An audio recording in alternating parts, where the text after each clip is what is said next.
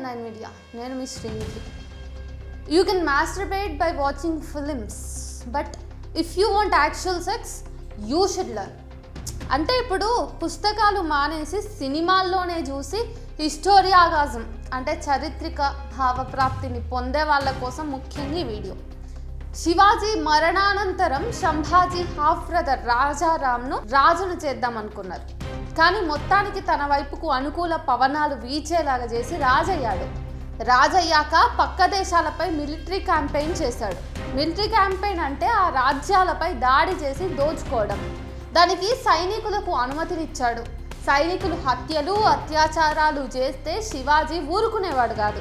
కానీ సంభాజీ వాటికి అనుమతి ఇచ్చేవాడు. ఓ బ్రాహ్మణ మహిళపై అత్యాచార ప్రయత్నం చేసినందుకు సంభాజీని అరెస్ట్ చేసి జైల్లో పెట్టాడు శివాజీ. విడుదల చేశాక ఇతనిపై ఒక కన్ను వేసి ఉంచమని కూడా చెప్పిండు. ఇంత గొప్ప చరిత్ర ఉన్నది శివాజీకి. ఆ క్రమంలోనే ఆయన సరిహద్దు దేశమైన మొఘల్ ప్రాంతంపై దాడి చేశాడు. ఒక మొఘల్తోనే కాదు, జంజీరాకి చెందిన సిద్ధిలతో గోవాను పాలిస్తున్న పోర్చుగీసు వారితోనూ కయ్యానికి కాల్దుగాడు. వాళ్ళ నుంచి వచ్చే ప్రమాదం పొంచి ఉండడంతో ఆధునిక ఆయుధాలు మందుగుండు సామాగ్రి కోసం బ్రిటిష్ వాళ్ళతోటి 1684లో ఒప్పందం చేసుకున్నాడు. చిక్కదేవరాజు ఒడియార్ పాలిస్తున్నటువంటి మైసూర్ని ఆధీనంలోకి తీసుకోవడానికి ప్రయత్నం చేశాడు. వాయి మహాబలేశ్వర్ కారడవుల్లో జరిగిన యుద్ధంలో మొదటిసారి గెలిచాడు. కానీ ఆ యుద్ధంలో తన కమాండర్ ఇన్ చీఫ్ హంబీరావ్ మొహితే చనిపోయాడు. 1689లో సంగమేశ్వర్ దగ్గర తన 25 మంది కౌన్సిలర్లతో సహా మొఘల్స్కి పట్టుబట్టాడు. బర్హంపూర్ దాడిలో హత్య, అత్యాచారం, దోపిడీ అనే అభియోగాలపై అతన్ని చిత్రహింసల పాలు చేసి ఆ తరువాత తల నరికి చంపేశారు మొఘల్ పాలకులు. తన కోటలను ఇచ్చేయాలని, తాను దాచిన సంపదను ఇచ్చేయాలని మొఘల్ దర్బారులో ఉన్న వేగుల సమాచారం ఇవ్వాలని, అలా చేసిన పక్షంలో ప్రాణాలతో విడిచిపెడతానని ఔరంగజేబు చెప్పాడు. వాటితో పాటు ఇస్లాంలోకి మారమని అన్నాడని చరిత్రకారులు నమోదు చేశారు. ఆ సందర్భంలో ఔరంగజేబుని, మహమ్మద్ ప్రవక్తను సంభాజీ దూషించినట్లు చరిత్రకారులు నమోదు చేశారు. నీతో స్నేహం విలువ నీ కూతురిని నాకివ్వడం అని అన్నట్లు కూడా అందులో ఉంది.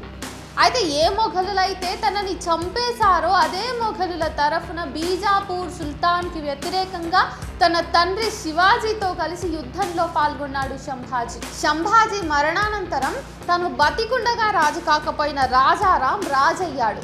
రాజారాం చనిపోయాక తన కొడుకు పసిప్రాయంలోనే శివాజీ రాజయ్యాడు. అంటే శివాజీ 2 రాజయ్యాడు. ఔరంగజేబు మరణానంతరం గద్దెనెక్కిన బహదూర్ షా జాఫర్ 1 సంభాజీ మహారాజ్ కొడుకైన సాహుని విడుదల చేశాడు.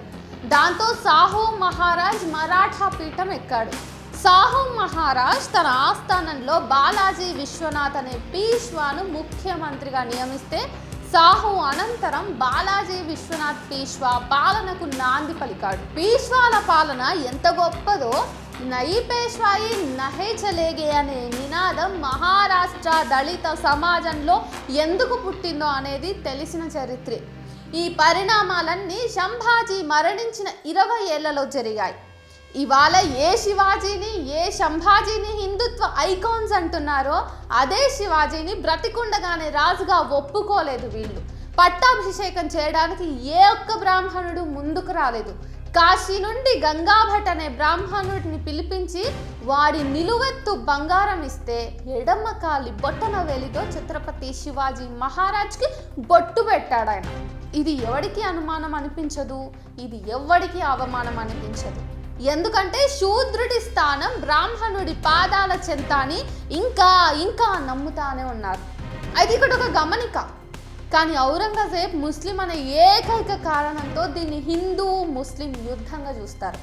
మైసూర్ మహారాజ్ ఒడయార్ హిందువే అయినా సంభాజీ యుద్ధం చేశాడు. బీజాపూర్ సుల్తాన్, గోల్కొండ సుల్తాన్లు ముస్లింలే అయినా ఔరంగజేబు దాడి చేశాడు. హైదరాబాద్లో ఉన్న మక్కా మసీదు నిర్మాణం ఔరంగజేబ్ పూర్తి చేసిందే.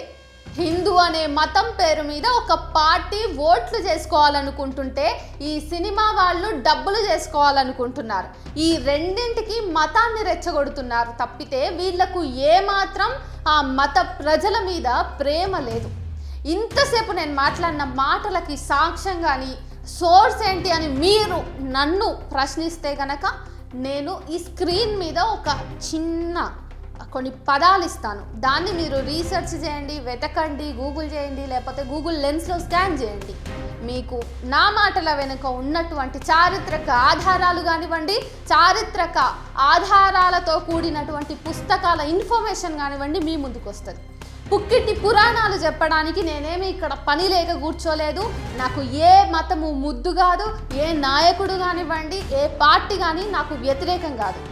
నిజాలు చెప్తా ఉంటే ప్రజలు నమ్మకుండా సినిమాల త్రూగా వస్తున్నటువంటి ఫేక్ ప్రాపగాండాని ప్రజలు మోసుకుంటూ ఎమోషనల్గా తయారయ్యి ఎవరైతే మతతత్వ రాజకీయాలను ముందుకు తీసుకెళ్లాలని చూస్తున్నారో వాళ్ళకి బానిసలుగా మారుతున్న తరుణంలో భారతదేశపు ప్రజలు ఇట్లా ఒక మతతత్వ రాజకీయ పార్టీ యొక్క కుట్రలకు బలై చరిత్రను విస్మరించొద్దు అనేటటువంటి ఒకే ఒక్క కన్సర్న్ తోటి నేను ఈ కంటెంట్స్ మీద వీడియోస్ చేస్తున్నా. Thank you.